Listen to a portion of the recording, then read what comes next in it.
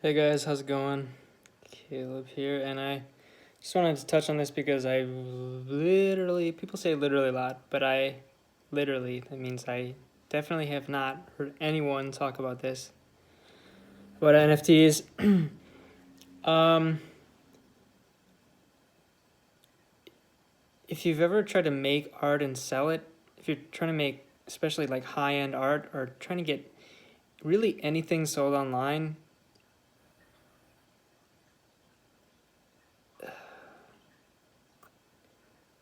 I don't know what to say in terms of a percentage it is, but I would say at least 75% of it is marketing, and probably more like 90%. And sometimes it's close to 100% because sometimes people buy things that are just absolutely ridiculous and worthless, and they will never have value after you buy them. You won't be able to sell them for anything, but people buy them, or people pay for something when there's an exact replica, or not replica, but an example is Tylenol. Is like it's just it's just a generic drug, but they put a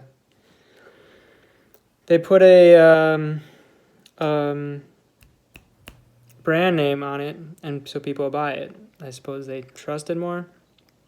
NFTs are very different, but if you look at the art market, and just do some digging into how the art market really works, you find that it's a lot of making things seem important by, if a semi-famous artist dies, their value of the art goes way up.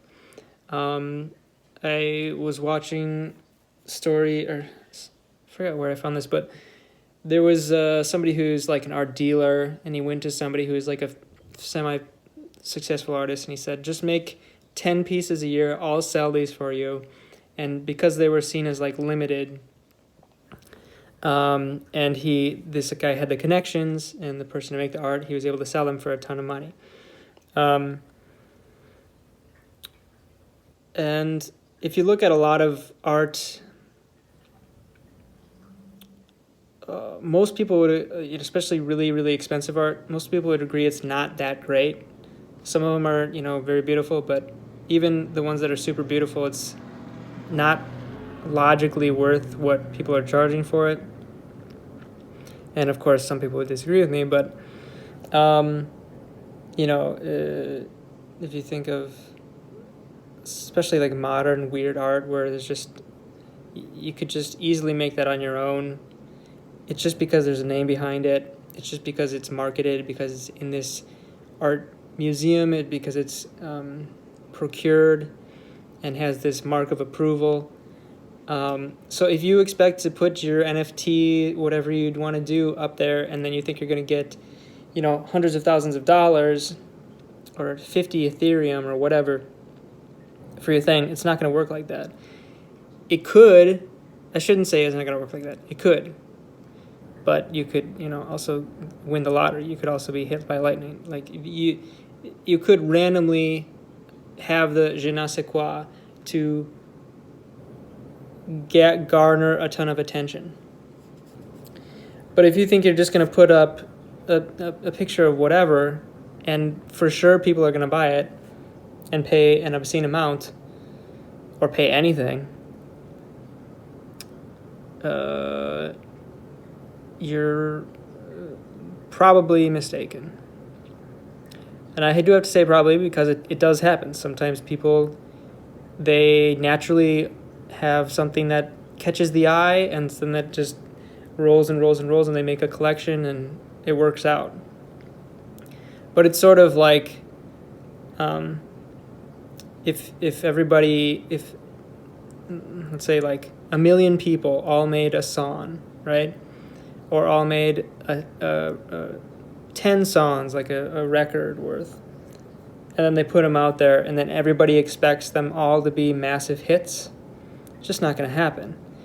And some of them might be really good and might be better than what you hear on the radio, but they're not marketed, and because they don't have the connections to get it on the radio. So I mean, take it from me. I have made NFTs and nothing, no buyers. And a lot of people think, oh, you can put anything up because you see like these things that are just little pixelated pictures or just stick drawings that are selling for so much money or just like nothing, something that's ridiculous and weird. But it can't be anything. You have to, right now it's in like a collectible phase. So that's sort of how a lot of the art market works. But you have to know how to get that, how it functions. I have a sort of an outside look on these sort of things and how people can kind of sometimes make their things worth money by buying their own thing, and then people think their other things are worth more because they sold one thing that for a lot of money, so on and so forth, stuff like that. There's little tricks that they do. That this just happened with the video game retro consoles and gaming market. They people who own the auction houses were buying.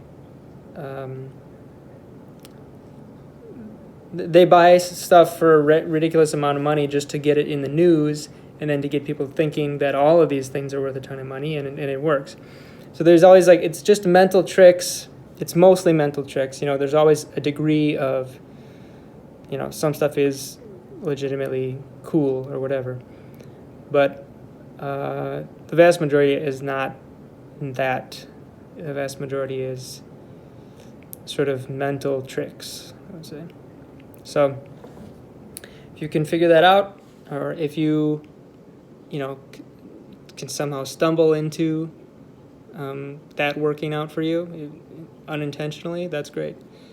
But yeah, that's all I was going to say. So thank you very much for watching. Love ya. Have a good one. LCS. Like, comment, subscribe if you want. Take care.